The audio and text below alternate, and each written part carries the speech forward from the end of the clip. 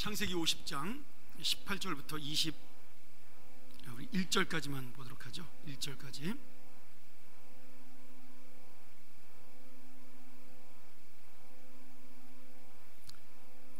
우리 짧은 구절인데 같이 한번 읽었으면 좋겠습니다. 자, 시작. 그의 형들이 또 친히 와서 요셉의 앞에 엎드려 이르되 우리는 당신의 종들이니이다. 요셉이 그들에게 이르되 두려워하지 마소서. 내가 하나님을 대신하리이까. 당신들은 나를 해하려 하였으나 하나님은 그것을 선으로 바꾸사 오늘과 같이 많은 백성의 생명을 구원하게 하시려 하셨나니 당신들은 두려워하지 마소서. 내가 당신들과 당신들의 자녀를 기르리이다 하고 그들을 간곡한 말로 위로하였더라. 아멘. 하나님 아버지, 오늘 우리에게 거룩한 지혜를 주셨으며 또 말씀의 귀한 은혜 앞에 머리를 숙일 때 시간도 주심을 감사합니다. 정말 몇백 년 전만 하더라도 이 말씀을 듣기가 너무나 어려웠고 또 우리의 말로 듣기가 불가능한 그런 시대에 살았던 것을 기억하면서 하나님 말씀이 이렇게 쉽고 또 편하게 전달되는 것을 감사하면서 오늘도 이 은혜를 통하여 내 마음속에 새로워지는 은혜를 만날 수 있도록 도와주시옵소서. 힘이 되는 말씀, 소망되는 말씀, 그리고 인생의 의미를 깨닫는 말씀, 하나님의 삶을 하는 말씀이 되게 도와주시고 전하는 자의 부족함 감춰주시고 오직 주의 능력만이 나타날 수 있도록 함께하여 주옵소서.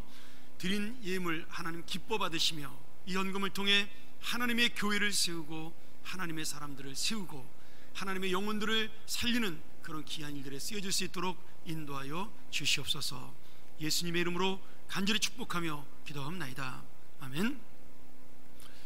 영국의 낭만판 시인이었던 퍼시피 셸리라는 분이 오지만디아스라는 그런 시를 썼습니다. 제가 한번 여러분에게 읽어드리도록 그렇게 하죠. 화면에 띄워주시면 좋겠습니다. 오래된 땅에서 온 여행자를 만났네. 그가 말했네. 돌로 만든 거대한 두 다리가 몸통 없이 사막에 서 있었어. 주변에는 모래에 반쯤 묻힌 깨진 두상이 있었죠. 그 찌푸린 표정, 주름진 이슬, 차가운 명령의 냉소, 조각가가 그 격한 감정을 잘 읽어냈더군요. 생명 없는 물체에 찍혀 그들을 모방해낸 손과 자양분을 준 심장보다 오래도록 살아남도록 받침대에는 이런 말들이 보이더군요. 내 이름은 오지만디아스, 왕 중의 왕이다. 나의 위협을 보라. 강력하다는 자들아, 그리고 절망하라. 그 옆에 남은 것은 없었소. 그 거대한 자네가 다가가는 둘레로 끝없이 황량하게 쓸쓸하고 평평한 모래볼판이 퍼져 있을 뿐. 아마 이 시만 가지고는 여러분 무슨 뜻인지 잘 모르실 거예요. 우리 그림 한번 볼까요? 오지만디아스는 BC 13세기에 이집트를 가장 강력한 제국으로 만들었던 람세스 2세를 그리스 말로 헬라어로 부른 이름이 오지만디아스라는 이름입니다. 그리고 이 오지만디아스의 석상은 저렇게 그림처럼 원래 큰 석상으로 있었지만 세월이 지나면서 반동아리가 나서 저렇게 두 다리만 남아있게 됩니다. 아마 지금 제가 알기로 대형 박물관에, 영국 박물관에, 케임브리지 박물관에 전시되어 있는 걸로 알고 있는데요, 그 오지만디아스 석상 밑에 보면 이렇게 받침대에 아까 읽었던 말씀이 써 있습니다. 내 이름은 오지만디아스, 왕 중의 왕이다. 나의 위협을 보라. 강력하다는 자들아, 그리고 절망하라. 이렇게 써 있다 그래요. 그런데 이 람세스 2세는 고대 이집트의 역사에 길이 남은 위대한 왕이지만 지금은 그렇게 자신의 석상을 세울 만큼의 영광을 누렸지만 아무것도 남아있지 않은, 부서진 반쪽의 조각 외에는 아무도 기억하지 않는 그런 허무한 인생이라고 지금 이 퍼시피 셸리가 그렇게 시를 만들고 있는 거죠. 제가 그 시오노나나미 작가를 개인적으로 좋아하는데, 여러분도 잘 알지만 로마인 이야기라는 유명한 소설로 우리나라에서는 정말 대단한 베스트셀러 작가죠. 근데 그분이 쓴 책 중에 하나가 이 람세스라는 소설이 또 있습니다. 나중에 시간 되시면 한번 읽어보시면 좋을 것 같아요. 거기 보면 이 오지만디아스, 다시 말하면 람세스 2세에 대한 기록들이 굉장히 많이 나와 있는 정말 위대한 왕으로 볼 수가 있습니다. 그런데 지금 그 왕을 기억하는 사람은 거의 없다라는 거죠. 오늘 영국의 박물관에 남아있는 이 오즈만디아스의 석상의 흔적과 반밖에 남지 않아 있는 얼굴도 남아있지 않은 그런 석상의 모습과 또한 이 시를 바라보면서 우리 인생의 진짜 영광은 무엇일까? 오늘 말씀을 통해서 한번 여러분과 나눠보고자 합니다. 내가 남길 영광은 무엇인가? 우리가 오늘 요셉에 대한 이야기를 나누려고 그러는데요, 이 말씀의 본문은 제가 한번 창세기 강의를 하면서 한번 전했던 말씀이기도 하지만 오늘은 좀 다른 방향으로 이 말씀을 나눠보도록 하죠. 요셉은 너무나 잘 알고 있는 성경의 인물입니다. 야곱의 11번째 아들로 태어나서 아버지의 사랑을 독차지하지만 형들의 미움과 시기를 받아 이집트의 노예로 팔려가게 됩니다. 요셉은 그 노예로 팔려간 보디발 장군의 집에서 낙심하지 않고 성실하고 진실한 모습으로 또 지혜로운 모습으로 잘 일을 해서 그 집안을 총괄하는 총괄 매니저가 되죠. 그러나 요셉의 아름다움을 사모했던 보디발 장군의 그 아내가 요셉을 유혹하다 실패해서 그에게 음모를 누명을 씌우고 그를 왕의 신하들이 갇히는, 반역자들이 갇히는 감옥에 갇히게 됩니다. 계속되는 어려움 속에 이 요셉은 실망할 수 있었지만 감옥에서도 성실한 모습으로 여러 사람에게 인정을 받게 되고 결국 주님의 지혜로 바로왕이 꾸었던 꿈을 해석하고 그리고 그 꿈을 잘 정치에 사용함으로 일약 제수의 몸에서 이집트 대제국의 총리가 되는 인생 대역전의 역사를 일으킨 위대한 인물로 우리에게 남겨져 있습니다. 성경 자체만 놓고 본다면 아까 이집트 역사의 가장 위대한 왕으로 남아있는 람세스 2세보다 요셉이 훨씬 더 백성들의 존경을 받고 또 주변 나라에까지 영향을 미쳤던 그러한 인물로 볼 수가 있는 거죠. 아마 교회를 오래 다니신 분들은 이 요셉의 이야기를 수십 번도 더 들었을 것입니다. 저 역시도 이 요셉의 이야기를 정말 많이 들었고 설교를, 그리고 또 저 역시도 이 요셉을 가지고 설교를 한 적이 굉장히 많습니다. 그런데 우리가 요셉의 인생을 보면서 대단하다고 생각하는 그 대부분의 이유는 노예 생활의 고난과 그리고 믿었던 사람에 대한 배신, 그러나 그 모든 감옥과 고난의 역경을 이기고 믿음으로 살더니 결국 그가 총리가 되는 인생의 영광을 맛보았다, 뭐 이런 이야기가 요셉의 어떤 위대한 역사로 기록이 되어 있는 거죠. 우리 대통령 그 신년 담화에서 문재인 대통령이 이렇게 이야기를 하셨다고 그래요. 전 신문에서 읽었습니다만은 개천에서 용이 나오는 세상을 만들겠다, 그렇게 해서 화제가 되었죠. 어느 순간에 우리나라는 이제 개천에서 용이 나오지 않는 그런 시대가 되었다는 안타까운 또 현실이기도 한 겁니다. 정말 이 개천에서 용이 나온 인생이다 그러면 이 요셉만한 사람이 없는 거죠. 노예에서 죄수에서 인약 세계를 호령하는 대제국의 총리로 올라섰으니까 정말 요셉이야말로 개천에서 용이 난 겁니다. 제가 금요일날 권혁수 목사님 만났는데 권혁수 목사님이 이야기를 하시면서 저한테 그러더니, 황 목사, 개천에서 용이 난 게 아니라 용이 개천에서 떨어졌다가 다시 올라간 거야 그러시더라고요. 뭐 어떤 게 맞는지는 모르지만 여러분 어쨌든 간에 용이 개천에 떨어졌든 개천에 지렁이가 용이 되었든 중요한 거는 지금 한 사람의 위대한 인생이 우리에게 남겨져 있다라는 거죠. 근데 제가 요셉의 인생을 이렇게 평가하는 것이 틀린 건 아니지만 중요한 인생의 큰 부분은 보지 못하는 아쉬운 평가가 있다라고 저는 생각이 듭니다. 특별히 우리의 자녀들과 젊은 세대들에게 요셉의 인생과 그 삶에 대한 말씀을 할 때, 아니면 내 나이 또래에서 내 인생을 돌아보면서 요셉의 인생과 비교해 볼 때 정말 놓쳐서는 안 될 중요한 하나님의 인생 목적이 오늘 요셉의 이 고백 속에 있다는 사실을 우리가 반드시 놓쳐서는 안 될 것입니다. 오늘 우리가 읽은 본문의 내용은 쉽게 말하면 아버지 야곱이 죽은 다음에 요셉을 죽이려고 그러다가 노예로 팔았던 형들이 그 앞에 나와서 이제 아버지가 돌아가셨으니까 요셉이 우리에게 복수하면 어떡할까 걱정하는 마음으로 복수하지 말아달라고 요셉이 찾아와서 무릎을 꿇고 비는 그러한 장면이죠. 그때 요셉이 절대로 내가 당신들에게 복수하지 않겠습니다라고 형들을 안심시키는 그러한 내용입니다. 그런데 요셉이 이 형들을 안심시키면서 했던 이 고백이 정말 중요한 고백이죠.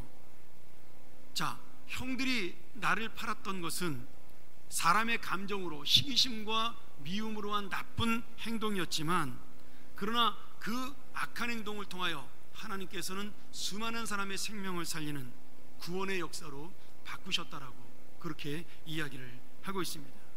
하나님은 당신들의 행동을 선으로 바꾸사 오늘과 같이 많은 백성을 구원하게 하셨다, 이렇게 고백을 한 거죠.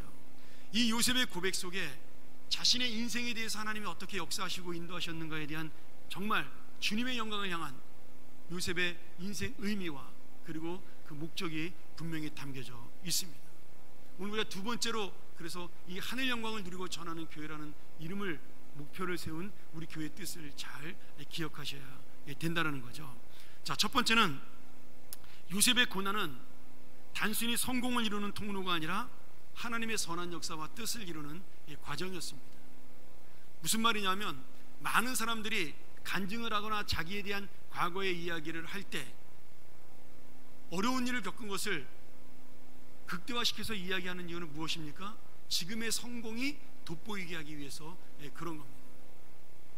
그런데 굉장히 우리가 이 간증 같은 것도 중요하지만 또 조심해야 될 부분이 있는 것이, 우리가 말하는 성공이라는 것 자체가 내가 다른 사람과 똑같이 살아가는 것을 통해서 성공이라는 단어를 잘 쓰지 않습니다. 그래서 제가 교회에서 외부 강사들을 불러다가 이렇게 강의를 맡기거나, 뭐 지난주에 참 좋은 강의를 들었지만, 아니면 뭐 이렇게 유명한 사람들을 데려다가 우리가 뭐 새생명 축제 때나 이럴 때 간증을 시키지 잘 못하는 이유 중에 하나가 바로 그런 거죠. 정말 특별한 경우를 당신들이 겪은 경우는 뭐 정말 100만 명 중에 한 명 있을까 말까 한 그런 경우인데, 그것을 일반화시켜서 이야기를 하기 때문에 듣는 사람들이 감동과 은혜는 받지만 끝나고 나면 나는 저렇게 될 수 없다는 좌절감을 더 크게 느낄 수가 있습니다. 그러니까 이 성공이라는 간증이 정말 하나님이 말씀하시는 성공인가에 대한 우리가 결론을 조금은 유보할 필요가 있다라는 거죠. 지금 요셉의 고난은 성공을 이루었기 때문에 환호와 영광을 받는 것이 아니라는 거예요. 성경에서는요. 요셉의 고난이 정말로 영광을 받고 환호를 받는 이유는 그가 이 세상의 총리가 되었다는 성공이 있었기 때문이 아니라, 그 고난이 바로 하나님의 선한 역사, 많은 사람의 생명을 살리는 하나님의 뜻을 이루는 과정으로 그 고난을 하나님이 주셨기 때문에 그것이 영광스럽다는 거예요. 목사님, 오퍼치나 매치나 마찬가지 이야기 아닌가요? 어쨌든 요셉은 총리가 되지 않았습니까? 맞습니다. 그런데 요셉이 총리가 되지 않았더라도 하나님의 영광은 드러났다라는 거죠. 결과론적으로 요셉이 총리가 되었기 때문에 그것이 우리가 말할 수 있는 이야기인 거지, 요셉은 노예로 살았어도 그 안에서 분명히 하나님의 영광을 나타냈을 거라는 겁니다. 자, 우리는 고난과 어려움을 이기고 성공하는 모습을 보면 환호하고 열광합니다. 그리고 그 성공한 사람이 사람들에게 존경과 칭찬을 받게 되죠. 근데 주님은 더 넓고 큰 의미로 우리의 인생을 지금 바라보고 있다라는 거예요. 개인의 부귀와 영광을 누릴 수도 있지만 거기에는 반드시 하나님의 선한 역사와 뜻을 이루는 하나님의 삶이 따라와야 진정한 영광이라는 거예요. 요셉은 일약 30살의 젊은 나이에 총리가 되어 최고의 권력과 명예와 부를 누리게 되었습니다. 어쩌면 이것만으로도 충분히 사람들이 환호하고 열광할 만한 인생의 성공 모델이라고 볼 수가 있는 거죠. 그런데 요셉의 고백을 한번 들어보셔요. 형들이 나를 죽이려 하고 노예로 팔았지만 나는 결국 이렇게 형들의 그 계략을 이기고 놀라운 인생의 성공, 이 세상의 성공을 거두었어, 이렇게 말하지 않았어요. 요셉은 형들에 대해서 자기의 성공을 말하지 않았습니다. 오직 당신이 많은 백성의 생명을 구원하는데 내가 사용되었다라고 지금 고백을 하고 있다라는 거예요. 내가 총리가 되었기 때문에 이런 놀라운 일을 했어가 아니라 하나님이 지금 나를 통하여 역사하신 겁니다. 그 역사의 과정 속에 당신들도 사용된 것입니다. 내 개인의 감정을 넘어서서 그 뜻을 알고 있기 때문에 나는 당신들을 용서할 수가 있습니다. 이렇게 이야기를 하고 있다라는 겁니다. 제가 이 말씀을 보면서 제 개인의 인생에 대해서 생각을 해봤습니다. 저를 힘들게 한 사람들이 있었어요. 저를 배신한 사람도 있었습니다. 나름대로 다 이유가 있고 뭐 명분들은 있겠지만 저는 그것 때문에 큰 상처를 받았고 힘든 세월들을 겪으면서 살아온 적이 있습니다. 그런데 이 말씀을 가만히 제가 지난주에 놓고 보니까 결국 하나님의 사람으로 만들기 위해서 하나님이 그 사람들을 사용하셨고 나 역시도 그 사람들 덕분에 이 자리에 올라왔다는 거예요.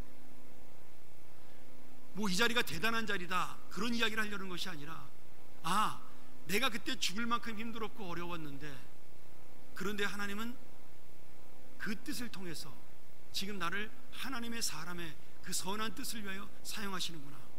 여러분 목사뿐만 아니라 어떤 자리에 있든지 마찬가지입니다. 내가 어떤 사람 때문에 어떤 상황 때문에 고난을 겪고 힘든 일을 겪어서 지금 이 자리에 오게 되었다면 그것은 이제 그 사람들을 용서할 수 있는 좋은 기회라는 거예요. 그 사람들을 하나님의 뜻으로 인정할 수 있는 좋은 기회라는 거죠. 제가 미워했던 사람들을 올해부터 용서하기로 마음을 먹었습니다. 아니 뭐 용서 본인들은 생각도 안 하겠지만 용서라는 단어보다는 제가 그분들을 좋은 뜻으로 바라보기로 마음을 먹었습니다.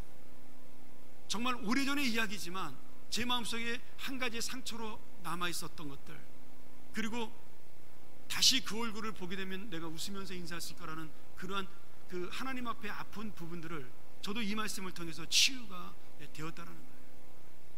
오늘 여러분, 형들은 이렇게 이야기를 했어요. 당신이 높은 자리에 있기 때문에 우리의 생명을 마음대로 할 수 있습니다. 이렇게 생각을 한 거예요. 근데 요셉은 반대로 이야기합니다. 하나님이 생명을 살리셨습니다. 이렇게 이야기해요. 전혀 다른 이야기 같지만 사실은 똑같은 이야기입니다.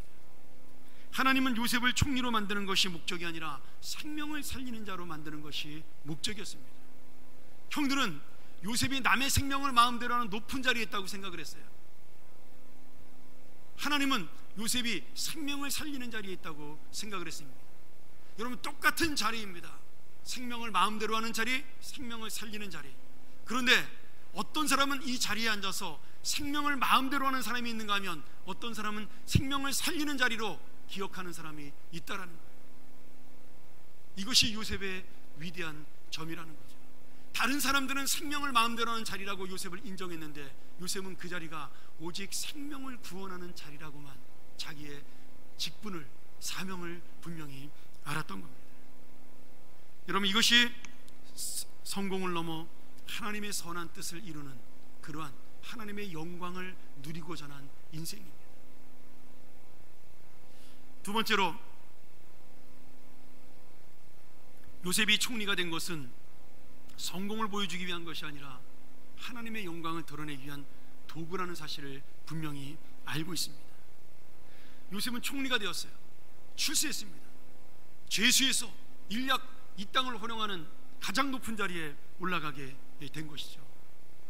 그가 제일 먼저 그 총리의 자리에 올라가서 한 일이 무엇일까요? 나에게 누명을 씌웠던 놈들을 전부 다 복수하고, 보디바 저 국방장관에서 잘라버려. 그 안에 저런 요부는 당장 죽여도 시원찮아. 능지처참해라. 형들 다 잡아다가 감옥에 가둬. 그리고 그 왕의 그 옥에서 내가 그렇게 잘했건만 내 말을 기억하지 못한 그 술 맡은 간원장 저것도 잘라버려. 이렇게 하지 않았습니다.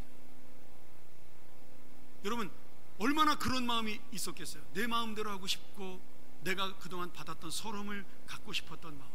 그런데 성경에 보면 요셉은 개인의 그런 사역을 위해서 자기의 자리를 사용하지 않았다라는 거예요. 총리가 되어 이집트의 7년 풍년 때 곡식을 잘 저장하는 정책을 펼쳤습니다. 뒤를 이어 7년의 흉년이 왔을 때 이집트 백성뿐 아니라 중동 지역의 많은 민족들이 가뭄과 기근에서 살 수 있도록 정치적 역량을 발휘를 한 겁니다. 저는 우리나라 대한민국 정부도 이랬으면 좋겠어요. 과거를 청산하는 것이 정말 개인의 복수와 개인의 감정이 아니라 이 나라를 바로 살리는 정확한 운동이기를 소원합니다. 그것이 하나님의 공입니다. 그래야 우리나라의 미래는 공의롭게 흘러갑니다. 복수하는 나라가 아니라, 감정이 흘러가는 나라가 아니라 하나님의 정의가 세워지는 나라가 될 것입니다. 똑같은 방법으로 공의를 행해서 내가 나에게 해롭게 했던 사람들을 감옥에 보내든 교도소에 보내든, 아니면 그 사람들이 개인 감정 때문에 교도소에 보냈던, 여러분 결과론적으로는 똑같습니다. 그런데 하나님의 중심은 다르다라는 거예요. 정말 이 조국의 공의를 위해서 사법제도를 바로 세우고, 그리고 정치를 바로 세우고, 사회와 문화를 바로 세우기 위해서 하는 일이라면, 여러분 우리나라 교도소를 꽉꽉 채워도 하나님이 이 나라의 역사를 하신다라는 거죠. 여러분 그렇게 되기 위해서 우리가 이 나라를 위해서 기도해야 됩니다. 저는 반드시 이 정부가 성공해야 된다라고 하나님께 기도하고 있어요. 그분들을 개인적으로 좋아해서가 아니라 이 복수의 그 굴레라 그래야 되나요? 이 고리를 끊어야 됩니다. 정권이 바뀔 때마다 이어지는 이 악한 역사, 이것이 정말 하나님의 공의로 끊어지는 나라가 되어야, 그래야 이 나라는 하나가 될 수 있습니다. 여러분 60년, 50년, 70년 전에 일어났던 전쟁도 잊지 못하고 지금도 같은 민족, 같은 동포를 원수로 생각하는 그런 민족들이 함께하는 나라가 우리나라입니다. 전 세계 단 하나밖에 없는 분단 국가인 우리나라가, 우리 이 반쪽짜리 남한에서도 그 문제를 해결하지 못한다면 무슨 통일을 이루고 무슨 화합을 이룰 수가 있겠어요? 오늘 요셉이 보여주는 이 정치야말로 그것을 하나님의 뜻으로 승화시키고 하나님의 목적으로 만든, 복수와 원한을 넘어서 하나님의 공의를 향한 놀라운, 저는 정치라고 믿습니다. 이집트에게 침략을 당한 수많은 백성들조차도, 수많은 나라들조차도 이 요셉의 정책 때문에 그 7년의 기근 속에 살아나는 놀라운 역사가 일어났어요. 좀 트럼프가 이런 설교를 들어야 되는데 참 답답합니다. 왜 내가 그 자리에 있는지를 우리가 깨닫지 못하면요, 반드시 하나님이 심판하십니다. 그는 바로왕에게 권력을 이양받았어요. 바로가 자기의 반지를 빼어서, 왕의 도장이 있는 반지입니다, 네가 마음대로 사용하라고 그렇게 그 권력을 넘겨줬습니다. 요셉은 이 권력을 이용해서, 이집트가 강대국이라는 사실을 이용해서 다른 사람의 생명을 살리고 다른 나라의 사람들을 살림으로 자기의 그 영광을 줬던 바로왕의 위엄만 나타낸 것이 아니라 그가 하나님을 믿는 백성이라는 사실을 수많은 민족들에게 보여주게 된 것입니다. 오늘 여러분, 요셉의 고백이 중요한 것은 자신의 모든 권력과 명예와 지위가 주님의 영광을 위해서 사용되어야 된다는 사실을 알고 있기 때문입니다. 우리가 그것을 놓치지 않는 한, 여러분 우리 교회, 이 대한민국은 하나님의 나라, 하나님의 교회로 설 줄로 믿습니다. 주님께서 우리에게 비전을 주시고 그 비전을 이루어 영광의 인생이 되기를 원하십니다. 그리고 그 비전의 모습이 어떤 구체적인 모습으로 나타날지는 잘 모르겠어요.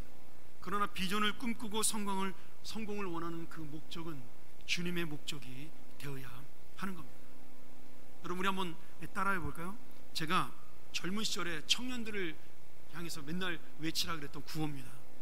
한번 좀 어색하지만 우리 한번, 저도 잘 이런 거 못하는데 한번 해보죠. 자, 공부해서 남 주자, 돈 벌어서 남 돕자, 높아져서 남 섬기자. 여러분 이것이 우리를 이 자본주의 세상을 살아가게 하시는 하나님의 목적입니다. 여러분 우리나라 속담에 개같이 벌어서 정승같이 쓰라는 말씀이 있습니다. 그 뜻이 무엇일까요? 정승같이 쓰라는 말이 호화로운 것을 노리라는 말이 아닙니다. 여러분 정승은 뭐예요? 왕의 명령을 대신해서 백성을 돌보는 사람입니다. 그 의미를 아셔야 돼요. 세월은 지났지만 저는 이 구호는 영원히 변하지 않을 우리 젊은이들, 그리고 우리들의 목적이라는 생각을 믿습니다. 놀라운 건 이렇게 전심으로 하나님의 영광을 위해 살았는데 요셉 자신도 주님의 영광을 누릴 수가 있었다라는 거예요. 요셉이 하나님의 영광을 위하여 살았지만 그는 여전히 총리였고 권력자였고 존경받는 위대한 지도자였습니다. 요셉의 아버지 야곱이 죽었을 때 백성들이 왕의 아버지, 다시 말하면 왕이 죽은 것처럼 장례를 치러줬어요. 90일 동안 장례를 치렀습니다. 여러분, 내가 하나님의 영광을 위하여 살았다고 해서 내 영광이 어디로 가는 것이 아닙니다. 오히려 더 그 영광은 드러나게 되는 거지요. 다만 요셉은 끝까지 이것이 주님의 영광을 위한 도구라는 사실을 놓치지 않고 살았다라는 겁니다. 그리고 그 영광의 자리, 총리의 자리가 마지막이 아니라 내 자리는 하나님의 나라에 내 자리가 있다는 사실을 깨닫고 그가 죽을 때 유언하며 어떻게 했어요? 나 조국에 있는 할아버지 아버지의 무덤으로 나의 유고를 가져가 달라고 유언을 남깁니다. 여러분, 약속의 땅으로 보내달라고. 그 약속의 땅은 무엇을 상징해요? 천국입니다. 하나님 나라예요. 요셉은 이 땅의 총리보다 더 위대한 것이 하나님 나라의 자녀로 사는 것이라고 살고 살았던 정말로 위대한 성도였습니다. 이 말씀을 보다 보니 하나님께서 저에게 이렇게 질문을 주셨어요. 네가 바로 요셉의 인생이 아니냐? 우리 성도들이 바로 요셉의 인생이 아니냐?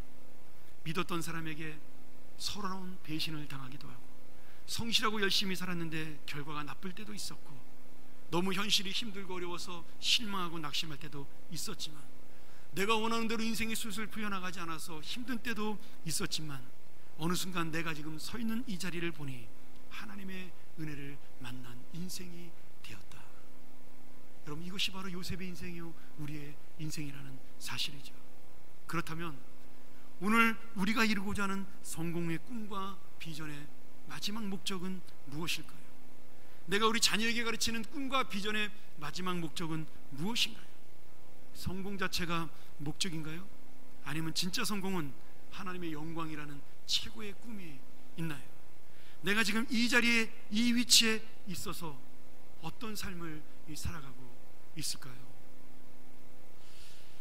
오늘 여러분, 이 말씀을 기억하면서 마지막으로 우리 주님께서 주시는 하나님의 말씀 고린도전서 10장 31절을 함께 읽고 오늘 말씀 마치도록 하죠. 우리 같이 한번 고린도전서 10장 31절을 읽겠습니다. 우리 화면에 없나요? 고린도전서 10장 31절. 자, 같이 한번 읽도록 하겠습니다. 시작. 그런즉 너희가 먹든지 마시든지 무엇을 하든지 다 하나님의 영광을 위하여 하라. 여러분, 이 하나님의 영광을 위하여 속에는 나의 영광을 위하여는 저절로 들어가 있습니다. 우리 함께 기도하겠습니다. 오늘 이 말씀 기억하면서 우리 함께 기도했으면 좋겠어요. 여러분, 내가 어느 자리에 있든지, 직장의 어느 자리에, 가정의 어느 자리에, 학업의 어느 자리에 있든지 하나님이 나를 세우신 그 위치와 자리에 뜻이 있습니다. 물론 먹고 사는 것 중요하죠. 다 먹고 살자고 하는 일이니까 중요합니다. 금강산도 식후경 아니겠습니까? 그런데 하나님께서 우리에게 먹을 것을 주신 것은 그 금강산을 잘 보고 가꾸라고 말씀하시는 겁니다. 먹고 즐기라고 주신 것이 아니라는 거죠. 오늘 내 인생이 높아지고 영광스러워지는 것은 단순히 내 인생을 누리기 위한 것이 아니라 하나님 나라를 이 땅에 펼치기 위함이랍니다. 여러분, 그 속에 우리의 영광이 함께 담겨있다는 사실을 우리가 놓치지 않았으면 좋겠습니다. 하나님, 내가 있는 자리에서 요셉처럼 많은 사람을 생명을 살리기 위하여 이 자리에 나를 세우셨다. 하나님의 뜻을 이루기 위하여 이 자리에 세우셨다. 내가 있는 교회의 위치, 내가 있는 직장의 위치, 가정의 위치, 그 위치를 놓치지 않는 하나님의 자녀가 되게 해달라고 우리 같이 한번 통성으로 기도하죠.